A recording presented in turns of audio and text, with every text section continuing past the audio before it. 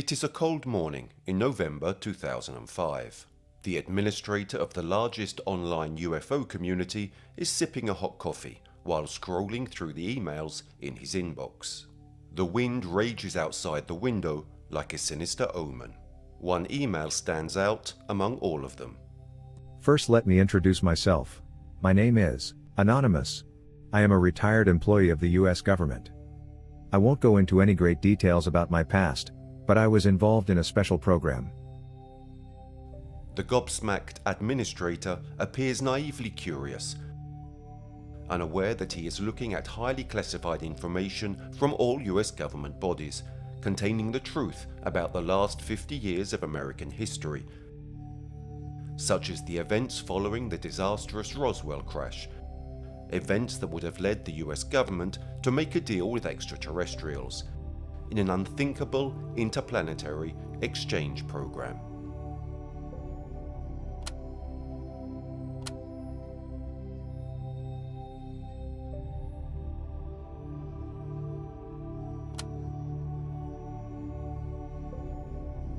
(1965) Unspecified US Air Force Base.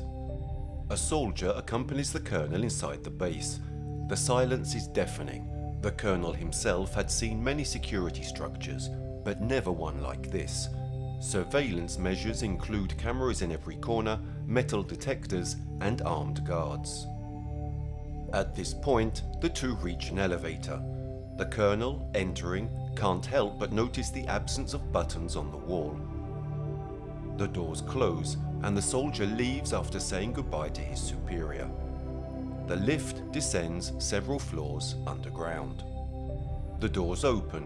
Another young soldier welcomes him. The department he belongs to is written on his badge: Air Force Office of Special Investigations. The colonel is accompanied to the meeting room, where there are already 11 people present. Files are placed in front of each station, and a TV is placed on the wall of the room, ready to transmit a message. Most of those present are soldiers of the Air Force, a couple from the Navy and as many from the Army, judging by their uniforms. Another figure enters the room, an Air Force major who indicates to those present the highest classification and confidentiality of the information he is about to reveal. Less than 60 people in the world are aware of this information. If you report what you are about to see today to anybody unauthorized, you will be charged with high treason. Those present have been carefully chosen from hundreds of candidates by leading exponents of the US Air Force and the Defense Intelligence Agency, under strict directives from President Kennedy. These military organizations require essential characteristics for each member of the crew. Each candidate must belong to a military body, not necessarily the Air Force. Each candidate must have a career of at least 4 years. Each candidate must have no family ties. Priority will be given to candidates who are orphans. The mission requires an extremely high level of discipline, so the subjects must be chosen based on their performances in past missions. With these directives, a volunteer announcement is issued for an unspecified mission.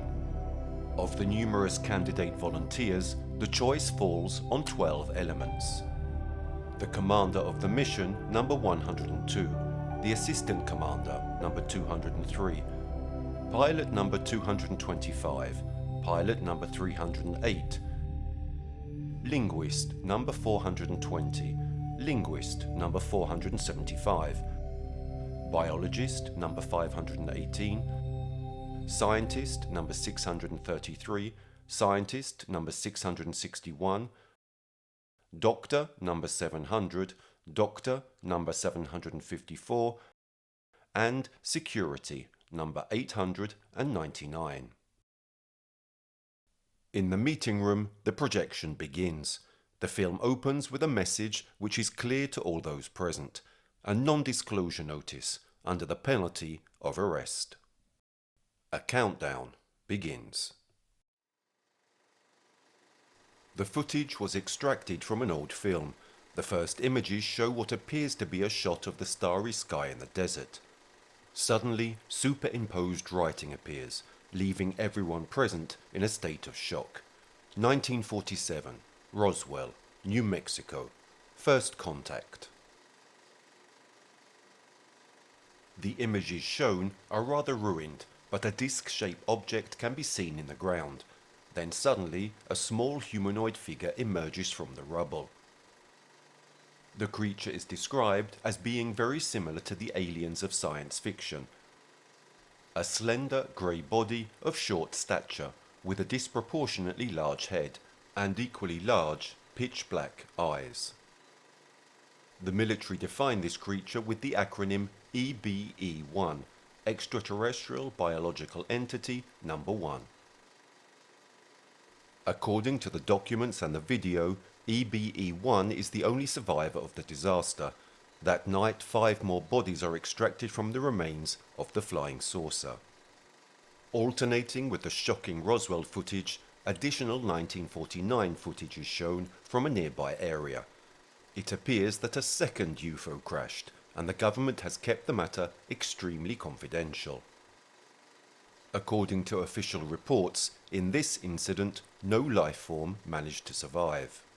From the debris of the 2 vehicles that had fallen in the desert, part of the onboard equipment is later recovered.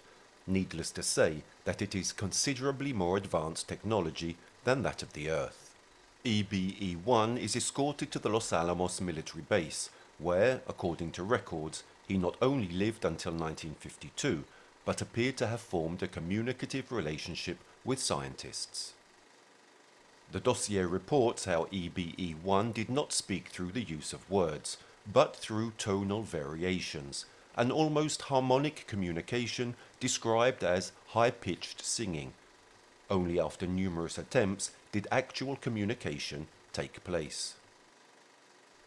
The entity claims 2 things: that he is a simple ship's engineer and that he is not the first traveller of his kind. The route to our planet is very popular, since his kind have been visiting the Earth by now for thousands of years. At this point, the scientists name the race of EBE-1 the Ebens. EBE-1 explains that among the debris that they have recovered, there is also a precious communication device, and the 2 sides come to an agreement. The entity provides humans with technology and knowledge in exchange for the means to repair the device and recontact his kind. EBE-1 tries to contact its home planet multiple times, but each time with unsuccessful results. Reports refer to the mysterious planet as Serpo, located in the constellation Zeta Reticuli, approximately 40 light-years from Earth. The name of that constellation is familiar to all present. The constellation itself is in fact mentioned in a second case of direct extraterrestrial contact. The military are unable to convert the recovered technology. All they have is the communicator belonging to EBE-1, also thanks to the absolute secrecy of the discovery. Attempts to communicate with Serpo seem to bring no results, when, in 1952, they successfully connect the communication device with the power supply of the spacecraft. This finally allows the development of a stable communication channel. There are a total of 6 successfully sent messages.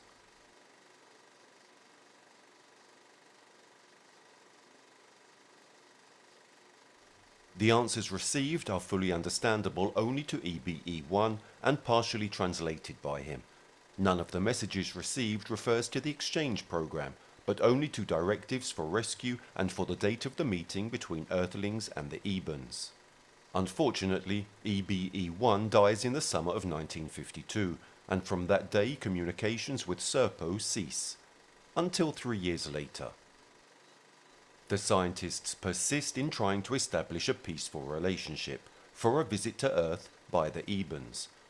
It turns out that the desire for a new visit and the establishment of a diplomatic relationship is mutual, above all because the people of Zeta Reticuli have expressed their willingness to recover the remains of their fallen comrades. The meeting would take place in great secrecy, away from prying eyes, at the White Sands Missile Range in New Mexico on the 24th of April, 1964. What the Major says to those present in the room may seem strange and excessive, but it is the practice for missions of absolute secrecy. Each participant in the mission would no longer be traceable from any registers. His or her identity would be dissolved and replaced with a 3-digit number. The registry and bank records would have been censored, making the participants real ghosts. This operation is named Sheep Dip. They have just officially become members of Project Crystal Knight.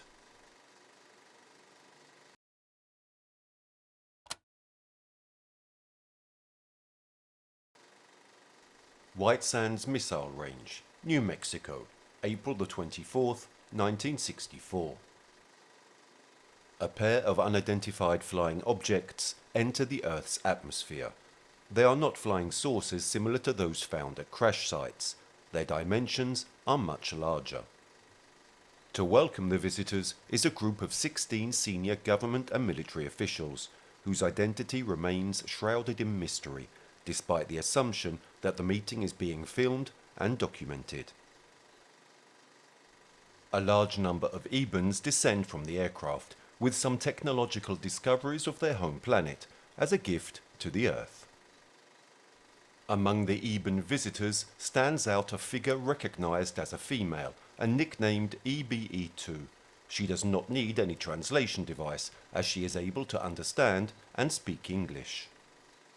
EBE2 shows those present a strange object, a transparent rectangle about 2 inches thick, composed of an unknown material. The entity, looking at the transparent plate, causes its activation, and suddenly images of the universe and words appear. This object is later called Yellow Book.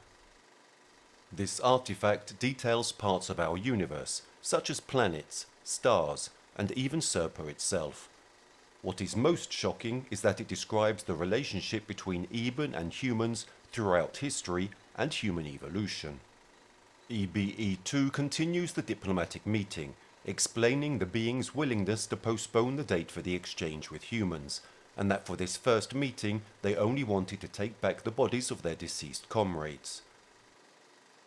A total of 9 bodies have been cryogenically preserved and are delivered, 4 of which have undergone autopsies.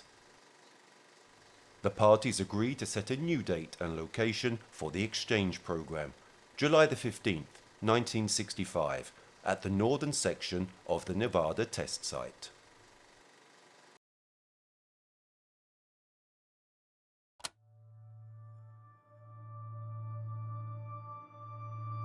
Each member of the team, in addition to having to participate in numerous medical tests, must face the positive attitude test, a very common psychological examination for both pilots and Special Forces personnel. The team must endure extreme psychological and physical training. During one test, each member is locked up in a 5 by 7 foot box, buried 7 feet underground for 5 days with only food and water, no contact with anyone else, and in total darkness. During this training period, the team also participates in numerous theoretical lessons and study sessions on known information about Ebens, such as their anatomy and their language. Other theoretical lessons concern the introduction to stellar exploration and astronomy, the identification of stars through technological means, and the study of basic astrophysics. Anonymous reports that among these notions there are also basic instructions to allow a pilot to fly smaller Eben ships, such as those that crashed in New Mexico. The training sessions are diversified to try to make the team as multifaceted as possible, in order to prepare the team for the eventuality that someone could take on somebody else's role in the event of the death of a member of the team, or an eventual mutiny. These circumstances lead the team to get to know each other better, and go so far as to give each other nicknames to use in less formal situations. Anonymous reports only 5 of the 12 in total. Number 102 is nicknamed Skipper. The doctors numbers 700 and 754 become Doc 1 and Doc 2. And finally the 2 pilots numbers 225 and 308 take the nicknames Sky King and Flash Gordon. There is little certain information about their state of mind during their training. We can only imagine the anxiety and fear of having such a weight on their shoulders. What would happen to them and to the Earth if the Ebens were hostile? July the 15th, 1965. 2 Eben ships land as scheduled at the northern section of the Nevada test site. The welcoming committee is much reduced compared to the previous diplomatic visit. The number of people present is not reported. We can limit ourselves to deducing a bare minimum of people who load the ship. On a bus, the 12 team members await directives, while several military trucks prepare to unload what will be the group's equipment and supplies. Anonymous highlights the existence of an official inventory document which accurately reports all the equipment and supplies loaded on board, reaching a total load weight of about 90,500 pounds.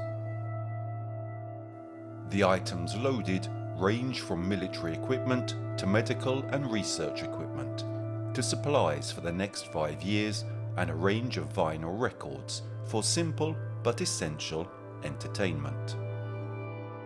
There is no reliable data on the dimensions of these cargo ships, but reports state that the equipment in its entirety is loaded on only one of the 2 ships.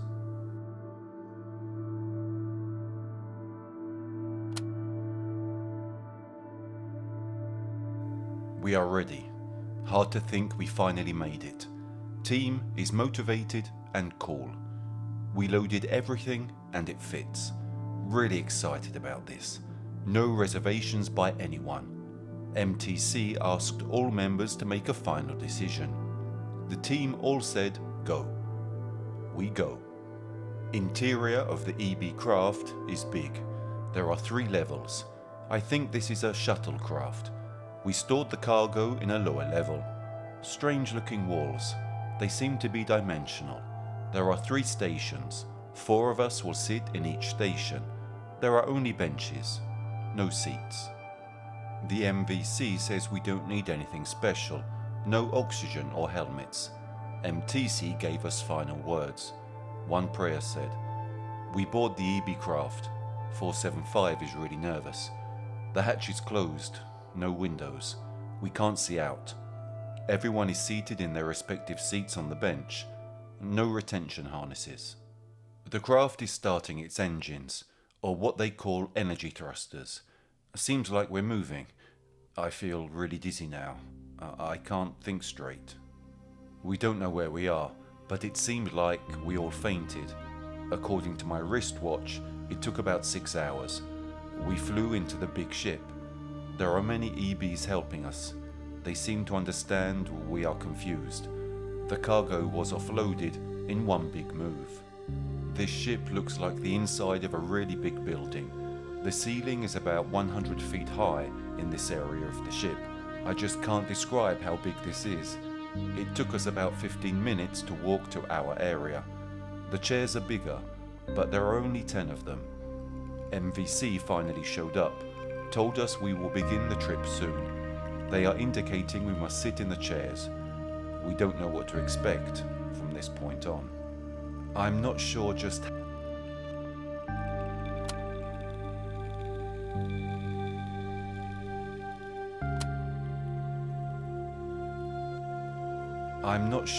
how long we were in the containers. We sat in the chairs and a clear container was placed over us and the chair. We were isolated in this bubble or sphere. We could breathe okay and could see out, but we really felt dizzy and confused. I think I fell asleep or fainted. I think this is another day. but my watch says 1 hour since we sat. 899 figured out how to get out because he is standing up. He opened my sphere.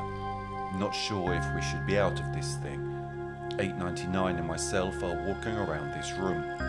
Originally, we were told it would take about 270 of our days. Okay. EB came in and pointed to the chairs. I guess we need to go back and get into them. The pioneering interplanetary journey, with an expected duration of 39 light years, according to data reported by Anonymous, would have lasted only 270 Earth days. Thus, through calculation, it would mean an average cruising speed of 40 times the speed of light. The Ebens must have developed a technology capable of travelling through the fourth dimension, time, exploiting what we know as wormholes.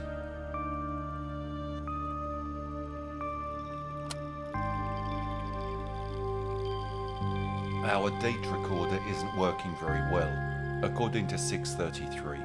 He thinks we have been going for 10 days, but not really sure. We have been confined to this room for the entire time. We relieve ourselves in some sort of small metal containers that are emptied by the EB every now and then. EB brings us food, their food. We tried it and it tastes like paper. Their water is milky looking, but tastes like apples. EB allowed us to leave the room. We walked along a very narrow hallway for a long period of time, maybe 20 minutes. We then got into some sort of elevator, which moved fast because we could feel the motion. We came out into a very large room that contained many Ebens sitting in their seats. Maybe this is the control center. We were able to wander around without any Eben bothering us. There was one window, but we couldn't see anything. It was dark, but we could make out wavy lines, maybe some sort of distortion in time. NVC takes 4 of us to the engine room, or whatever they wish to call the room. It contains large, very large metal containers. They are in a circle, with the ends of each pointing into the center. In the center of these containers is a copper-colored coil, or something looking like a coil. There is a bright light shining from a point above into the center of the coil.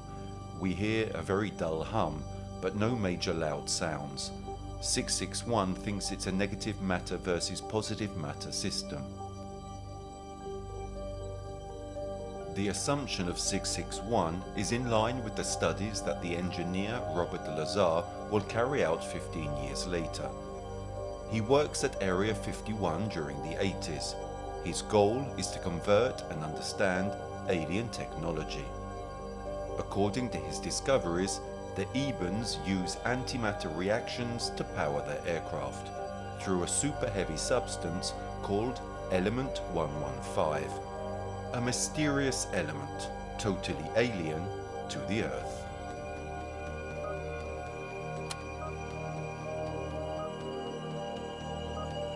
I am awake again. Ebens are in the room. I climbed out of my bowl. The English-speaking Eben sees me, and I asked him if everyone in my crew was alright. He doesn't understand alright. I point to the crew. I say 11. Where is number 12? EB then points to a bowl that is empty and says, Earthman is not living. My crew is walking around in a state of confusion. What is wrong with them? EB replied, space sick, but will not be sick soon. Told 203 to round up all crew. Found 308 missing. He was in a bowl, something like a coffin. EB cautioned us not to take 308 out. 899 wants to arm himself with a handgun. I said no, we don't need guns. No Ebens have been hostile towards us. EB came in, told us the journey almost over, led us to the hallway. We got into the moving room and moved to another part of the ship.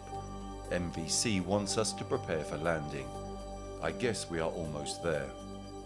700 reminds us to wear our sunglasses once we exit. We pack up and walk down a long hallway. We travel for 1 minute. Then a door opened. We are in a large room with many smaller spaceships, stored there with our gear. Suddenly a large door opens. Bright light.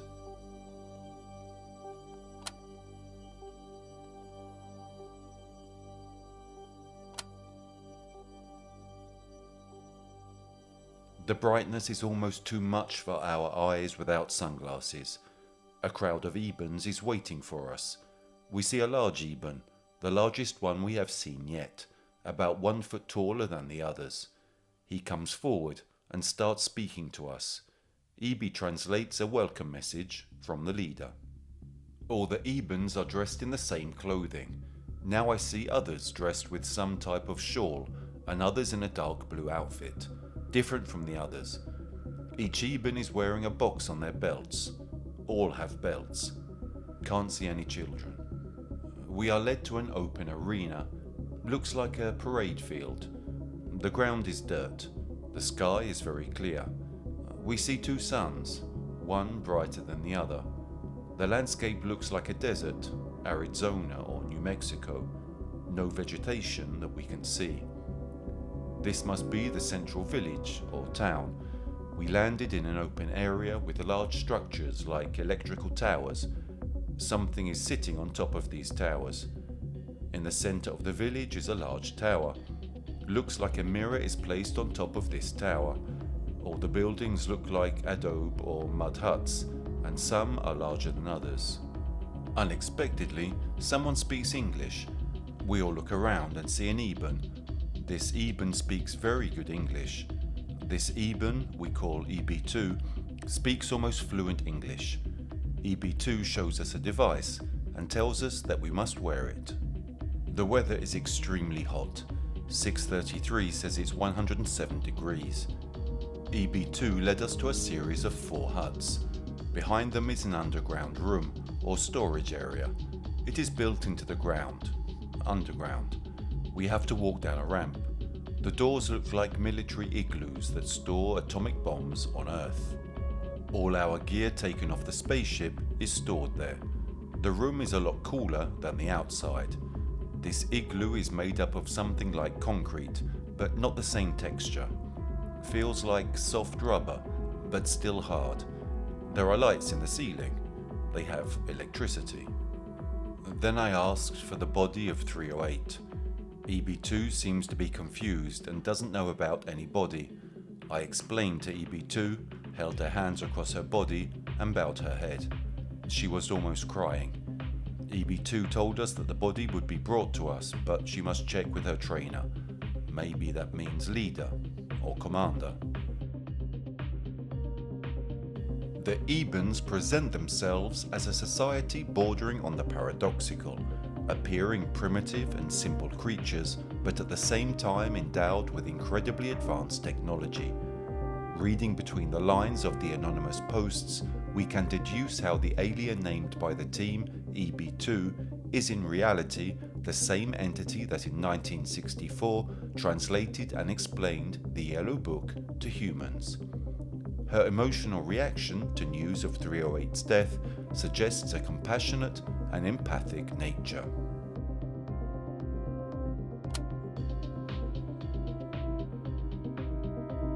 During our first night, she seemed to make sure everything was just right for us. She warned us of the heat and the light. She mentioned that Serpo does not get dark, like Earth. The winds blow dust into our huts. We had a very difficult first night. We call it night, but it seems that the Ebens just call it a period of their day. The Ebens don't sleep, like we do. They seem to rest for periods of time and then wake and go about their business, whatever that may be. When we awoke, EB2 was there, outside our hut, and told us to follow her to the eating place. She didn't use the word dining hall. There was food on the tables. Ebens looked at us, but carried on eating.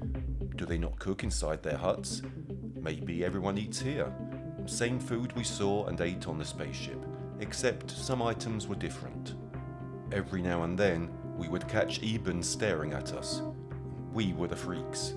We are the aliens. We see a different looking Eben, very strange looking creature, large, long arms, almost floats along with long legs. Can't be an Eben. We all stare. This creature just floated by us and didn't even look at us. I asked EB2 about the creature we just saw. I pointed to the thing at the other end of the building. She then saw what I meant. EB2 said, "No, Eben, just visitor, like you," pointing at me. I then asked EB2, what planet did that visitor come from? EB2 said something like Corta. Not sure of the exact word, although I asked her to repeat it twice. She walks me to a television, at least it looks like one. It is positioned in the corner of the building. She places her finger on the glass and a star system appears. She points to a spot and says Corta. Where is Earth? She points to another spot and says Earth.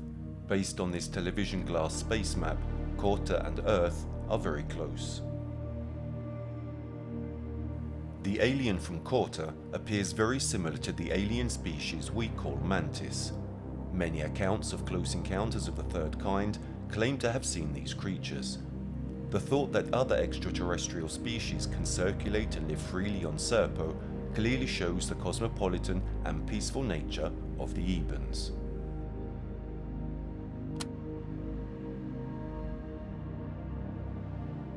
We have to explore.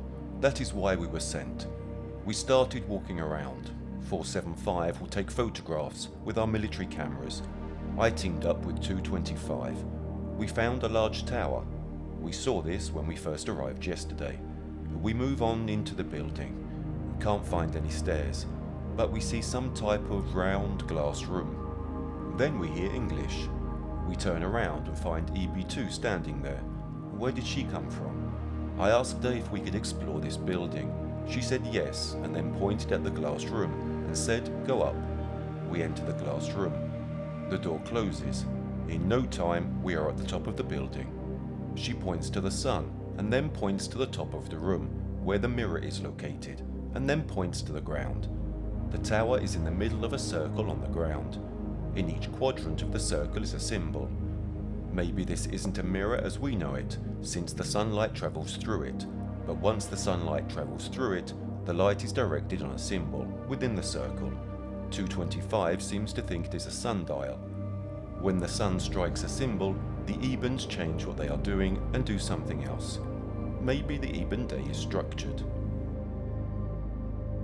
The Eben society is extremely disciplined and equally intelligent.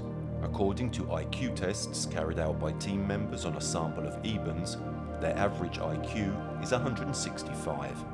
It is strange to think how such an advanced species submits to such a strict regime. The Ebens, however intelligent and advanced, do not show any kind of individuality and creativity, limiting themselves to following a routine for the rest of their lives. This detail could represent potential proof that creativity and intelligence are not closely linked. Clearly, all this for their society is nothing more than the most absolute normality. Annihilating life for a terrestrial, for them, is trivially normal. It is estimated that Serpo hosts only 650,000 Ebens, divided into small communities. Each of them resides in a village with a clock tower, as described in the diary. We could associate them with our neighborhoods, built around large factories and created specifically to house workers. Imagine applying this concept on a global scale. Each community has a specific function, but all share the same routine following the time marked by the clock tower. Furthermore, the Eben society is structured like that of our ancient civilizations, where only religious and political officials were taught practices such as writing. Engineers have a monopoly on the study of physics and mechanics for interplanetary travel, while other elite circles, such as doctors, have a monopoly on the study of science and biology. On the one hand, we have the average Eben who simply carries out the task assigned to him. On the other, a niche of Ebens who are eagerly jealous of information. It is reported that in the Eben society there are no entertainment devices similar to our televisions or radios. Every citizen has only that strange box positioned on their belt. The sociological research of the team is reported in a rather exhaustive way. Serpo is managed in every aspect by a council of governors.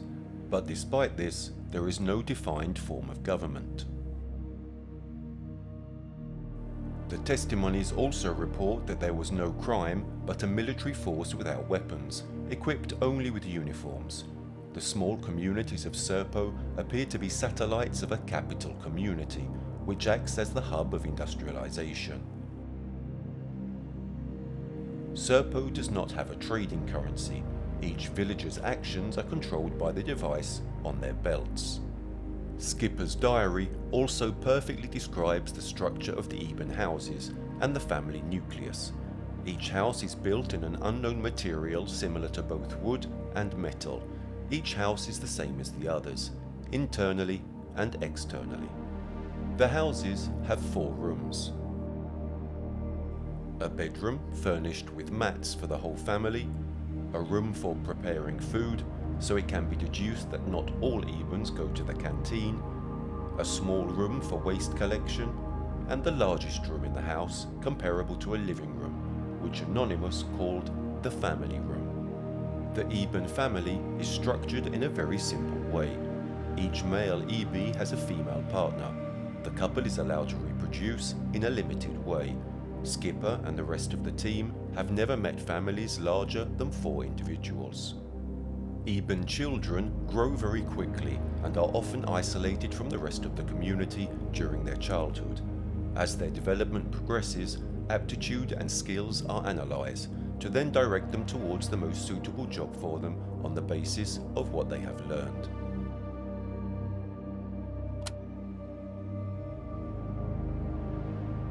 Following the untimely death of 308 during the journey, the Ebens, without any kind of authorization and explanation, take possession of the body. Skipper, on several occasions, asks to get the body of his fallen comrade back. The pages of the diary that have been leaked reveal an extremely dark side of this futuristic civilization.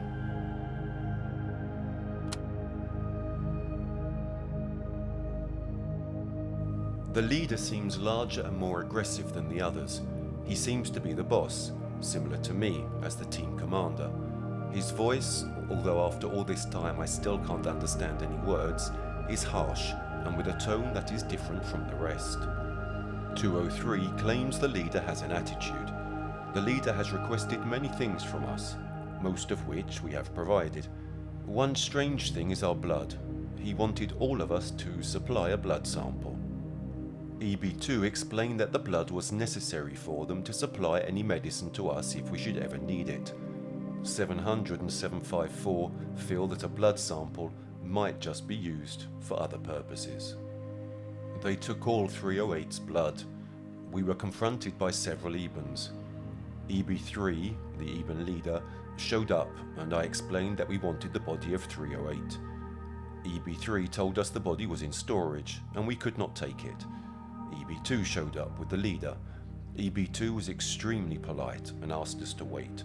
She used the word please several times. In fact, she actually used the English word beg. I told EB2 that we wanted our friend's body and we wanted to examine it. EB2 translated that to the leader. There was a long exchange of words between the two. Finally, EB2, who seemed very frustrated, told us that the leader would like us to go to another location and speak with another Eben, a doctor, about the body of 308. About 20 minutes later, 3 Ebens showed up.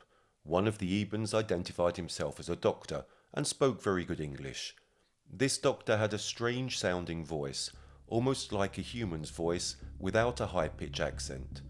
He told us that the scientists have done experiments with 308's body because they considered it an honor to have such a specimen to work with.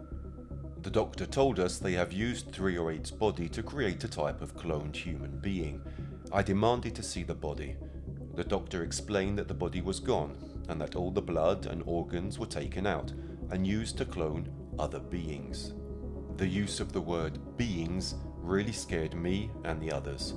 The doctor, who was extremely straightforward, told me that nothing further would happen with the body, but advised me that very little was left of the body.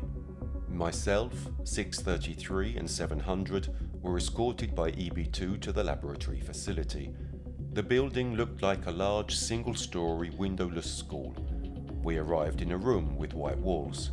We met our English-speaking doctor. We saw many other Ebens, all dressed in a bluish-coloured one-piece suit.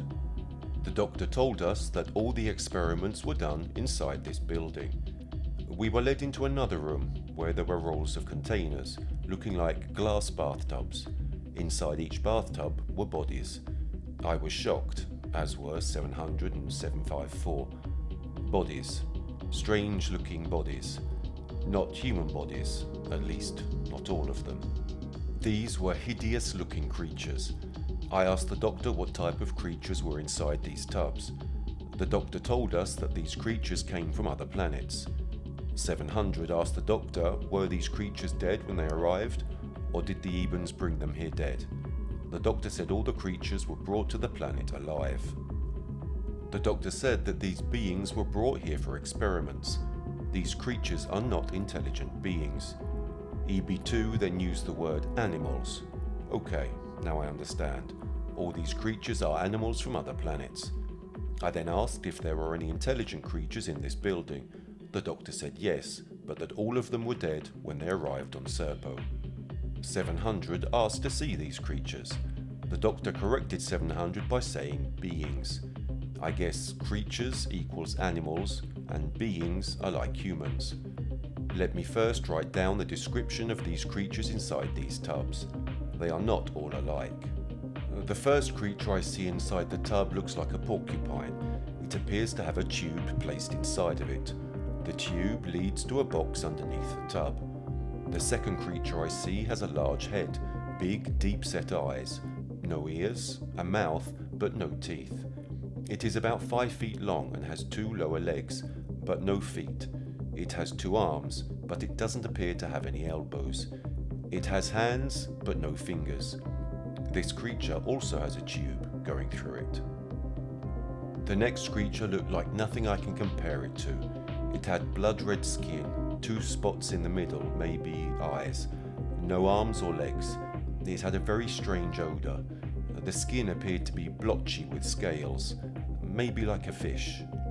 The next creature was human-like, but the skin was white, not skin white, the colour white. The skin was wrinkled. The head was large, with 2 eyes, 2 ears and a mouth. The neck was very small. The head almost looked as if it sat on the lower torso. The chest was thin, with large bone-like protrusions. The arms were curled, with hands but no thumbs. The legs were also curled, with feet, but only 3 toes. I couldn't look at any more creatures. We came into a room that looked like a hospital room. There were many Eben-style beds.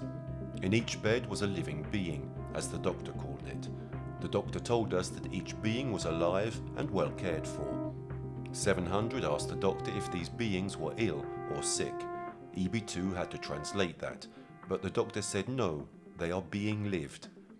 The 3 of us seemed really stunned by that word. I asked EB2 what the doctor meant. EB2 then used the word grown. 754 asked the doctor if these beings were being grown like a plant. The doctor said, yes, that is a good comparison. 700 asked the doctor how they are grown. The doctor said that certain parts of other beings were used to grow these beings, and that he could not explain the process in English because he didn't know the words. The Ebens must have found a way to grow cells and to make them into living beings. I then asked the doctor if 308's body was used to create a being. The doctor said yes, and showed us the being. I was shocked, as was 700 and 754. This being, with our teammates' blood and cells, looked like a large Eben, but the hands and legs were similar to humans. I told the doctor that we would like to leave. EB2 saw that I was upset and touched my hand. Instantly, I felt concerned. EB2 was really concerned about what I saw. We travelled outside this building, a building that I did not wish to see again. The Ebens are not the humane civilization we thought they were, but I must say they didn't hide anything. The doctor spoke straight to us, just like the Ebens. They don't know how to lie.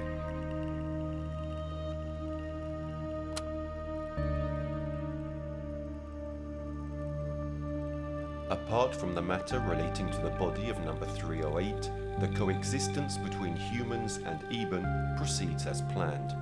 After about 2 years, the team begins to progressively abandon the terrestrial system of measuring time, thus adapting to the cycles of Serpo. The rotation of the planet is influenced by its 2 suns, so that an Eben day is about 43 Earth hours long.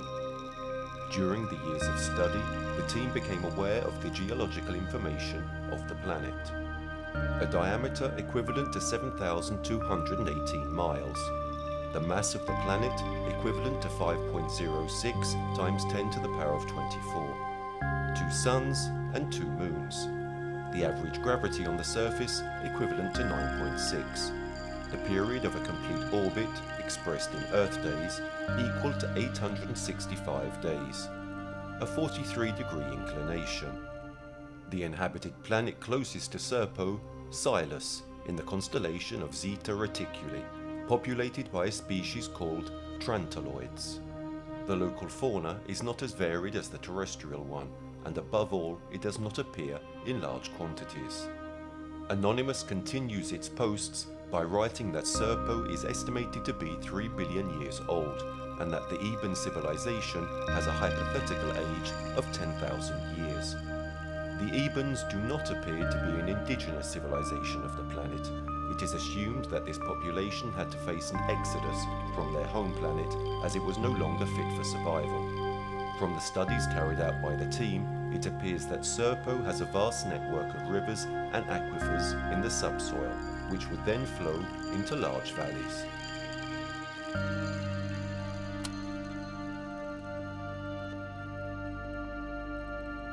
Our team contained 2 geologists, cross-trained as biologists. The first thing they did was map the entire planet, dividing it in half, thus creating an equator. Then they established a northern hemisphere and a southern hemisphere. Within each hemisphere, they created 4 quadrants. Finally, they established the north and south poles. Most of the Eben communities were placed along the equator. However, there were some communities established north of the equator in each of the 4 quadrants in the northern hemisphere. There were no communities located in either of the poles. Going further north from the South Pole in Quadrant 1, the team found extrusive rocks. This indicated some volcanic activity in the area. Our team found numerous volcanoes in this area. The team found several fissure eruptions in this region, with standing water. The water was tested and contained high levels of sulfur, zinc, copper, and other unknown chemicals. Moving east to Quadrant 2, the team found basically the same volcanic fields of rocks. However, in one particular location near the north end of Quadrant 2, the team found an alkali flat. On Earth, these were formed by streams flowing into a desert or arid location. Our team found hard mud covered by alkaline salts. Some vegetation was growing in this area. In the third quadrant, the team found a form of badlands, an arid region that is lined with deep gullies with sparse vegetation. The gullies or valleys were extremely deep, some going down 3,000 feet. The team found the first Serpo animal in this region. It looked like an armadillo. This creature was extremely hostile and tried to attack us several times. The Eben guide used some type of sound device, a sonic-directed sound beam, to scare away the creatures. Moving to the equatorial region, our team found desert-style landscapes, which contained patches of vegetation. The team found numerous pockets of water fed to the ground by artesian wells. This water was the freshest, containing only the unknown chemicals. It tasted good, and the Ebens drank and used it. Our team still boiled it, because during culture tests, unknown types of bacteria were detected. Moving to the northern hemisphere, the team found a major change in climate and landscape. One team member, who had coined it Quadrant 1 in the northern hemisphere, named it Little Montana. The team found trees similar to the evergreen style of Earth trees. These trees were milked by the Ebens. Skipper's diary goes on to tell how in this period each member of the team falls ill in a non-serious form at least once. In particular, he mentions number 754.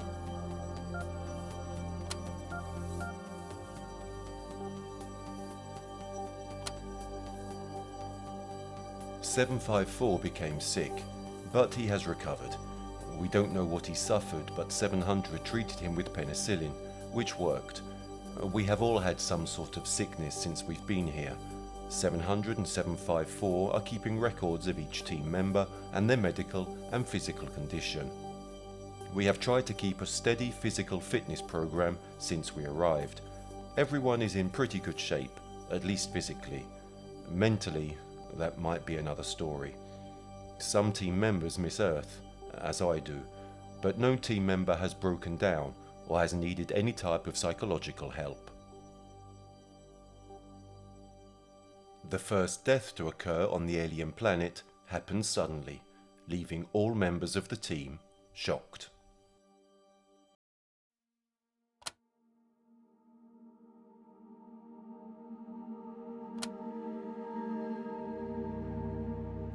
"899 died in an accident. It was hard to communicate with the Ebens.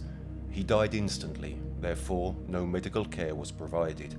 Our two doctors examined 899's body and determined the injuries were consistent with an accidental fall. The Ebens showed affection to our team.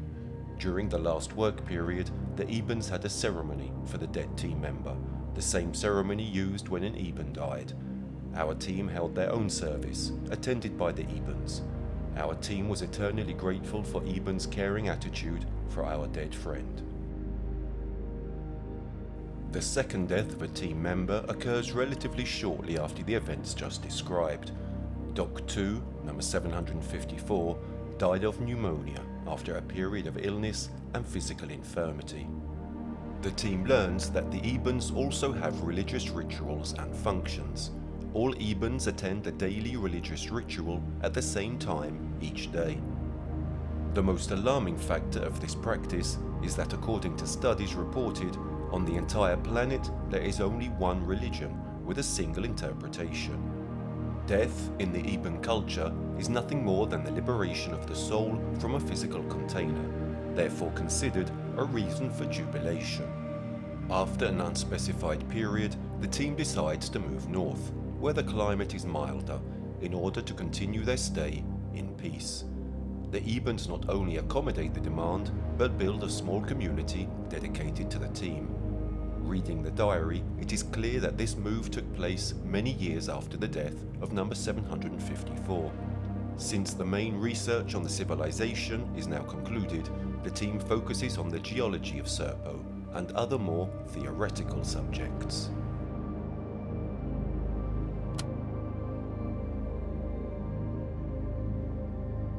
As we travelled towards the North Pole, the temperature cooled considerably. We found mountains rising to an elevation of 15,000 feet and valleys that sank below the basic mark that we established for sea level. Lush green fields were found, containing a form of grass, but contained bulbs. The radiation levels were lower in the northern hemisphere than at the equator. The North Pole contained cold weather, and the team saw the first sign of snow. Blankets of snow littered the landscape around the North Pole. The Ebens could not stand to be in this region for long. They suffered extreme hypothermia. Our guide wore a suit, similar to a spacesuit, with a built-in heater. We found a strange animal, which looked like a large ox. The animal was timid and never seemed to be hostile. Another animal looked like a mountain lion, but had long fur around the neck. This animal was curious, but was not considered hostile by the Ebens. During the exploration of Quadrant 4 of the Southern Hemisphere, we found a very long and large creature that appeared to be a snake. This creature was deadly, as explained by the Ebens. The head of the creature was large and contained almost human-like eyes. This was the only time we used our weapons to kill something. The internal organs were strange and nothing similar to an Earth-style snake. The creature measured 15 feet long and 1.5 feet in diameter. We were curious about the eyes. They contained an iris, and the back contained a large nerve, similar to the optic nerve feeding into the creature's brain. The brain was large, much larger than any Earth-based snake. Some of us wanted to eat the meat from the creature, but the Eben guides politely told them no. The bodies of water on Serpo did not contain fish, as we know them. Some bodies near the equator did contain strange-looking creatures, similar to eels, and was probably a cousin of the land-based snake. There was something like a jungle near the marshlands, but not the jungles that we're familiar with.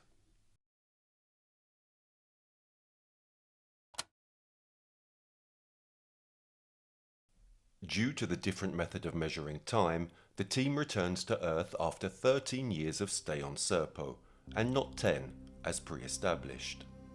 The team returns on August the 18th, 1978, but as the ship's hatch opens, only 7 members of the team come out. It is disclosed that 2 other members have deliberately decided not to return and to spend the last years of their lives among the Ebens. That day, America buries 3 coffins, only 2 of which are full. 3 lives, 3 people who have decided to devote their existence to progress and research. 3 individuals who have given up their identity to chase the stars. The survivors are isolated in quarantine for a year and kept hidden in various military bases until 1984, the time necessary for things to calm down.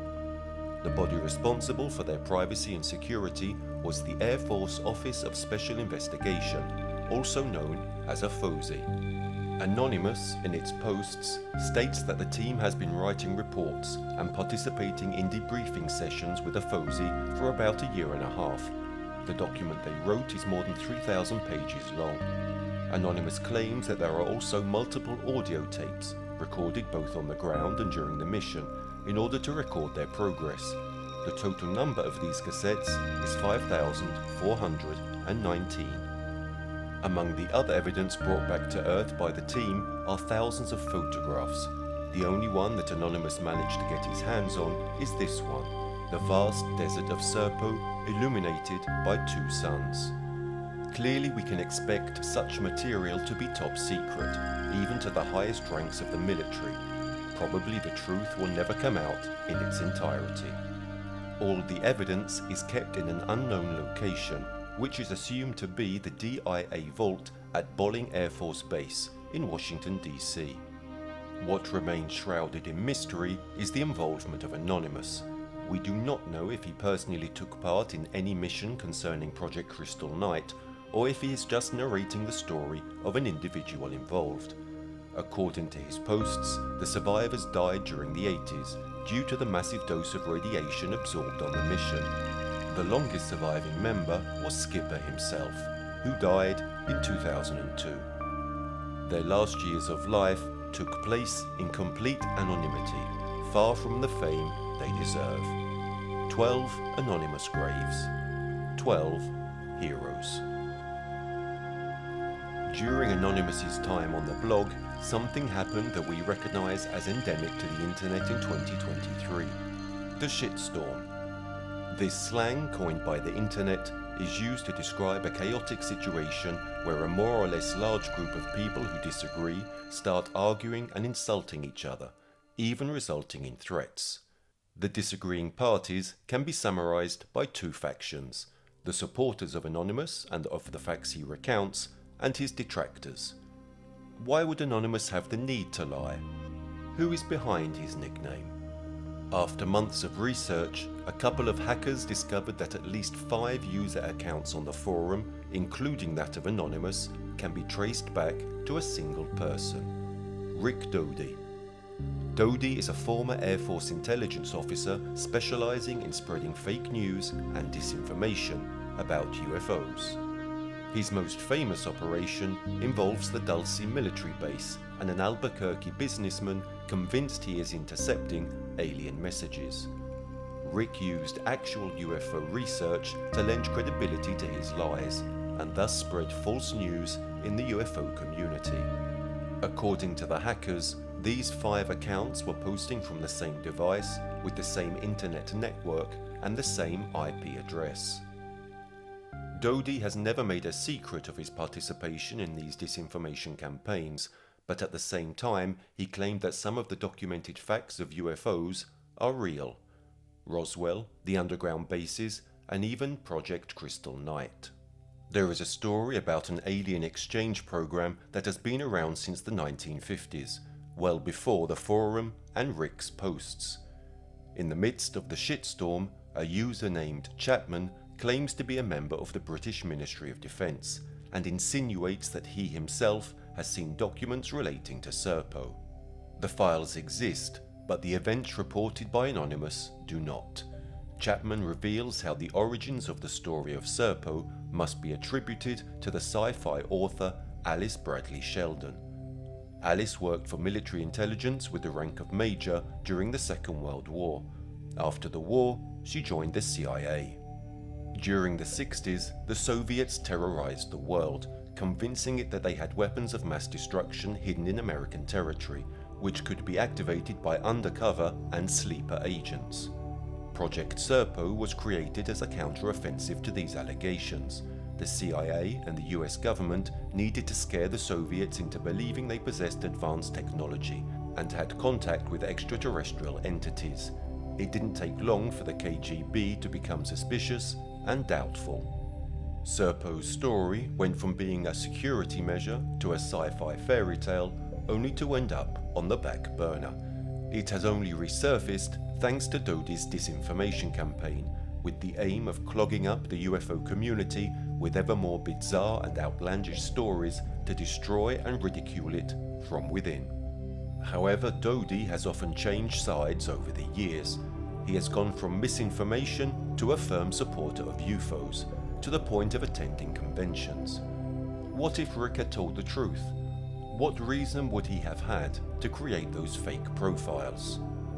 Dodi's story began with a simple plot, but slowly, post after post, it became more and more elaborate and unrealistic, clogging the site with far-fetched information.